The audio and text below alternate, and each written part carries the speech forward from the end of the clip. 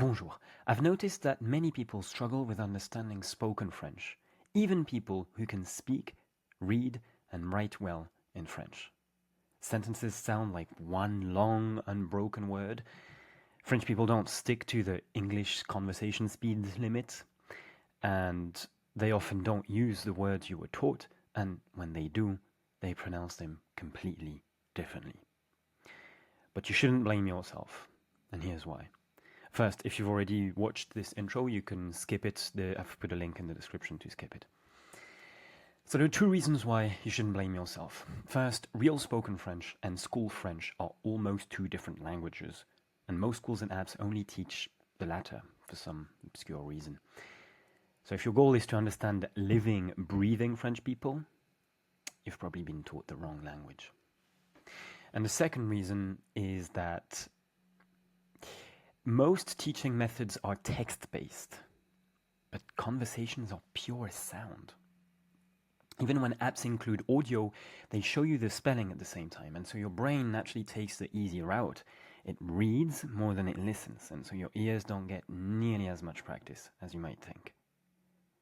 It's a bit like, imagine trying to learn to swim while clutching the pool's edge, and how far that's going to take you. So, let me bring this to life for you with 3 eye-opening examples that'll make you wonder if French people are secretly pranking everyone. So, first, standard spelling versus honest spelling. Going on strike is such a central part of French culture that even French letters do it. So, let's look at this. Here's what you see. And here's what you hear, les oiseaux. And there's a link to Google Translate if you can't believe it. You can even copy-paste this thing into Google Translate, and you'll see that it sounds exactly the same as this. And that was textbook pronunciation, by the way. Real everyday pronunciation goes one tiny step further.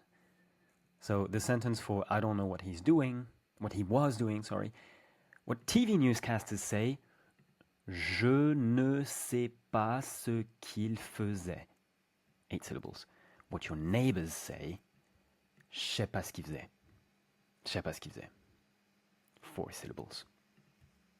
Now, some of your neighbors may switch to TV newscaster speak when in front of a camera or when speaking to you only. But even TV newscasters drop this formal pronunciation the moment they're off air. And yeah, I'm reading this from the article I wrote, and I wrote, merci mes parents for those endless drives through Greece. Without that perfect blend of teenage boredom and a blank notebook, I might have never come up with honest spelling. That's true. I was quite bored, and I started writing French phonetically with the Greek alphabet, which I had just learned, as you do. And I realized it looked completely different, like a foreign language to me, a French person. I found that fascinating, and it led me to where I am now. Second example, library French versus living French. It's not just pronunciation. Here's how to say, what should Paul and I bring for the pre-dinner's drinks in 2 different languages. So you've got formal French. Que devons-nous amener pour l'apéritif, Paul et moi? And there's normal French. Paul et moi, on doit amener quoi pour l'apéro? And here, because it's written, you can go back and forth and take time to think, but imagine hearing that phrase unexpectedly in a fast-moving conversation when words disappear the second they're uttered. Something different. And that's the third example now. I called it immaculate fiction versus messy reality. You're going to understand why. So here's another way that writing deceives us. You know those handy little spaces between words? Pure fiction. They don't exist. They don't exist in speaking. If you want proof, I'm going to read aloud a sentence with a 1-second pause between each word. I am a robot from an old science fiction movie and listening to your smoke detector's low battery beep is more enjoyable. You know, in a way, listening to spoken French feels more like this. And this is scriptio continua. It's writing without spaces was common in medieval Europe until the 7th century. And the first ones who stopped this madness were absolutely not the French. It was the Irish and the English. So that's the thing about spaces, they conveniently tell us where words start and finish.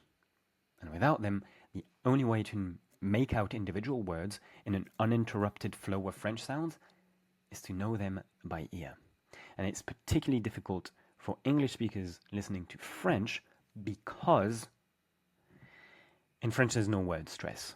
So in English you have highs and lows and starts and stops, and in French it's like it's very monotonous. Not monotonous in a negative way, but it's on the same level all the time, and it's a little bit like a machine gun, really. Salut, comment ça va? Qu'est-ce que t'as fait aujourd'hui? Tu en penses quoi du film? You know. So, don't cancel your plans in France just yet. Thanks to my secret technique that will make you fluent in 30 days, you will...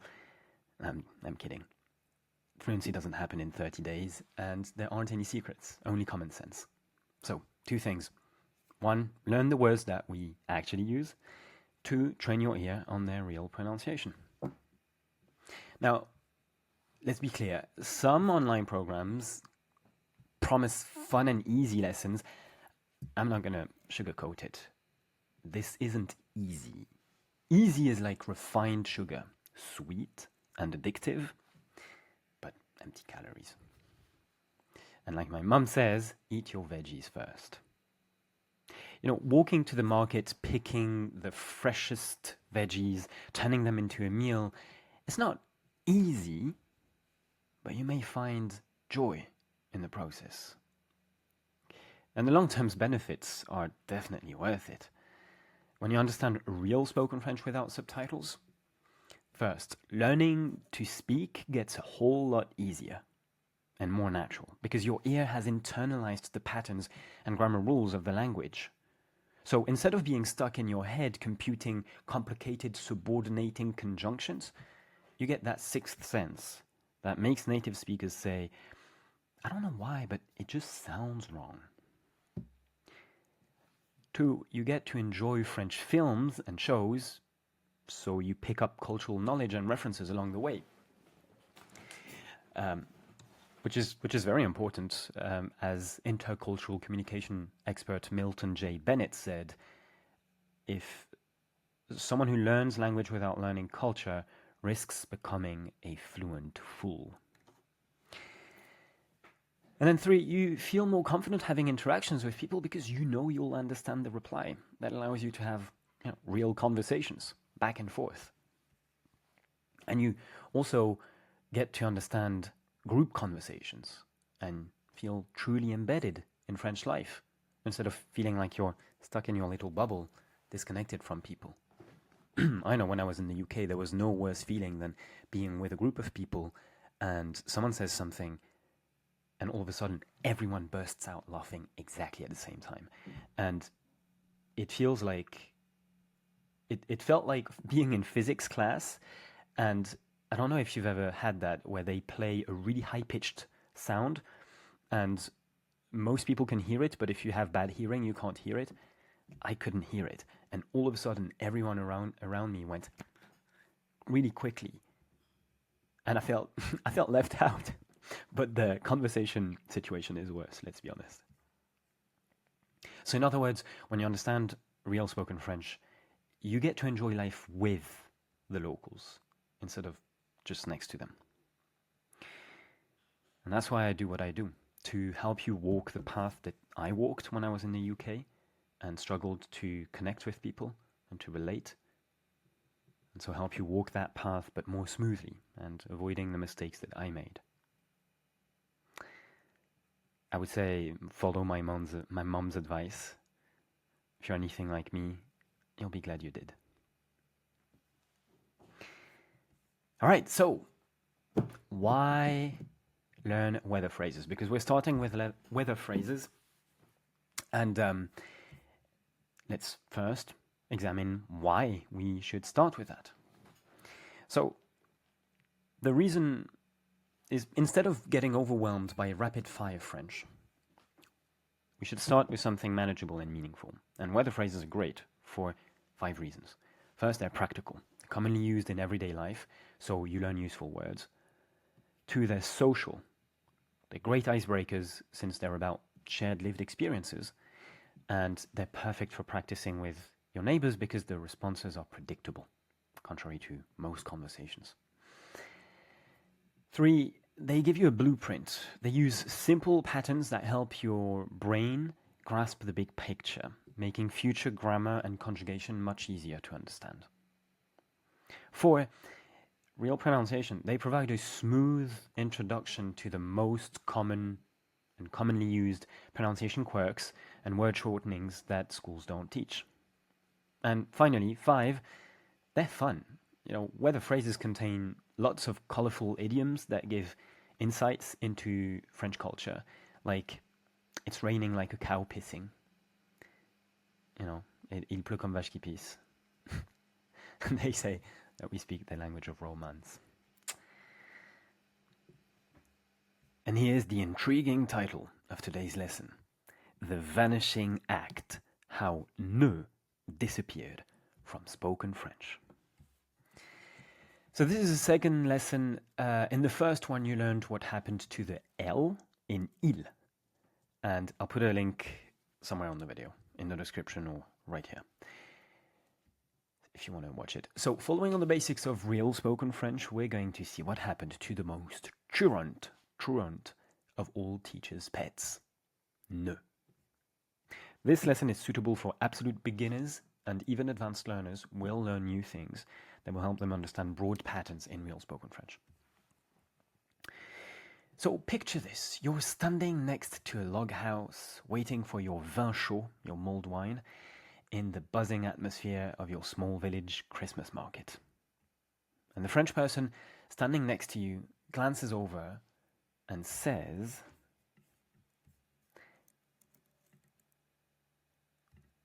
"Brrr, il fait pas chaud. Brrr, il fait pas chaud." So, regular humans don't yet come with subtitles. Not yet. So let's start with the sounds only. Try to guess what the recording means before clicking on honest spelling below. Because active learning beats passive consumption, even when you have no idea what the answer is. Because being actively engaged makes your brain more receptive to new information. Alright, so you can pause the video if you need to, but here's what you hear. So this isn't really brr, it's more like brr, but there's no letter for that. Brr, il fait pas chaud. So sounds vanish the second you hear them, and honest spelling captures them on the fly and puts them on pause to give you all the time you need to explore each part. It may look foreign at first, but it's exactly what your ears have to deal with. So try to identify words before clicking on the next section below to reveal the spelling. You can pause the video if needed, and I'm going to reveal it now. What we write: il ne fait pas chaud. Here's the ne. Here's the ne, but it's disappeared from the section before. So, yeah, sadly for us all, French spelling loves playing hide and seek with sounds, and yeah, so you can take a second to compare the honest spelling with the actual spelling to connect the dots between the sounds we make and what we write. And then make your best guess as to what these words mean, and I'm going to reveal this. What it means: the weather's not hot. The weather's not hot. Okay, so we have a saying in France, c'est en forgeant qu'on devient forgeron. And It is by forging that one becomes a blacksmith or a forger. It sounds better when you say a forger. Forging, forger. Forgeant, forgeron. So yeah, the best way to get better at something is to just try doing that thing. And so whether you got the answer right or not, you just did that. You just started forging. So bravo. So that phrase, il fait froid, hein, is the perfect ice melter. It points out something you probably have in common, feeling a little cold. It's not a direct question, so it doesn't demand an answer beyond a nod, but it does open the door for more. So in other words, it respects your choice to engage or not. So based on your overall attitude and body language when you respond, the other person will get a sense of whether you are open to conversation or not. Unless you thought that il fait pas chaud was a single word, a word you haven't yet learned. In which case, you'd just nod, smile, and look away awkwardly. I know, because I've done it more times than I'd like.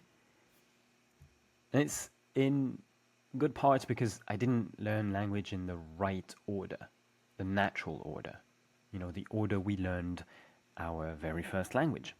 Sounds first, text much later. I don't want you to make the same mistakes, so this lesson mirrors the natural way your brain processes spoken French. First, pure sounds come into your ears. Second, you map those sounds to French words you know. And three, you connect those words to meanings. And initially, you do that through English words. So, with practice, your brain becomes better at doing all these steps simultaneously and automatically. Not simultaneously, but quickly. But for now, we're walking through them carefully. Not quickly, carefully. But soon, you'll find yourself doing the exact same thing, just faster. Now, we have a problem. There are tens of thousands of French words. Memorizing their pronunciation one by one would take longer than it took the immortals of the Académie Française to write their latest dictionary. They started in 1986 and they finished last year, November 2024. Do you really want to spend all that time like them, buried in textbooks? I don't think so. That's why instead of teaching you isolated words, I'm going to break down the patterns behind French sounds. This will help you develop pattern recognition skills that you can apply to many French words. It's a little bit like having a few master keys that unlock entire neighborhoods instead of having to have one key per individual house. And I have an image here of the face your neurons make when you try to memorize the pronunciation of each word one by one. It cracks me up that this one is looking really, really happy. Beyond text, make sense of the sounds. So let's break down the pronunciation of il fait pas chaud, word by word. First, a quick aside. Don't try to hammer every detail that follows into your head. Just be present, pay attention, and allow the concepts to seep in like coffee through a French press. Slowly but thoroughly. I'll circle back to these ideas throughout our journey together in other lessons, and they'll gradually become second nature without you having to force it. No cramming, no stress.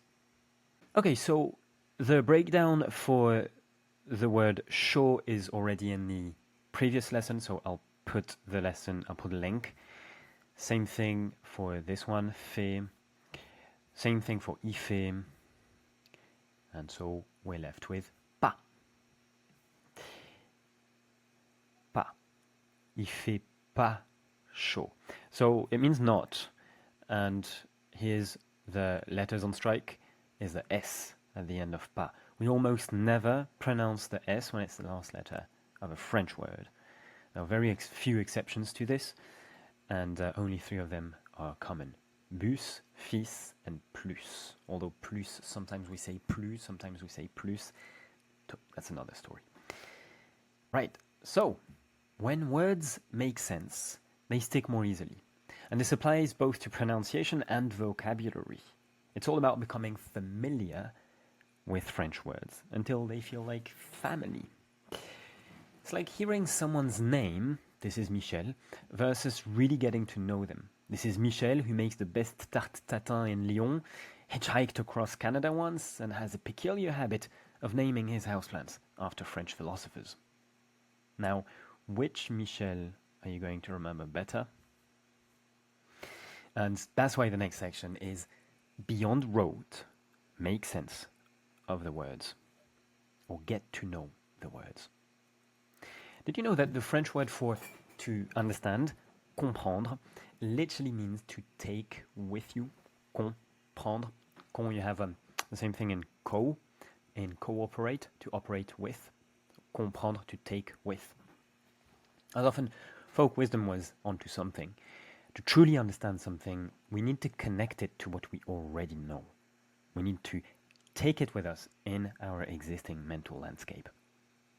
So in this section, I'm going to give each word a rich context with its cultural nuances, how it's actually used by real French people, its personality quirks, and the little stories that make it stick in your memory without effort.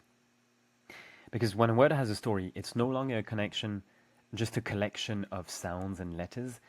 It's a quirky Michel that you're happy to bump into again. So let's breathe life into these sounds by connecting them to the meaning. Before that, another quick aside.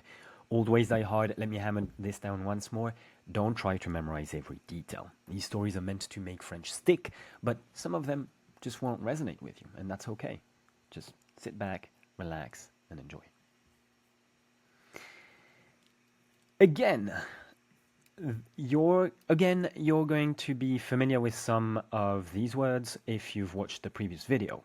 So, to respect your time, I'm not going to go through that again, and I'm going to put a link somewhere for newcomers if you want to watch that. So, chaud, we've already seen that. Il fait chaud, we've already seen that. So let's move on to il fait pas chaud, or il ne fait pas chaud, as we should say.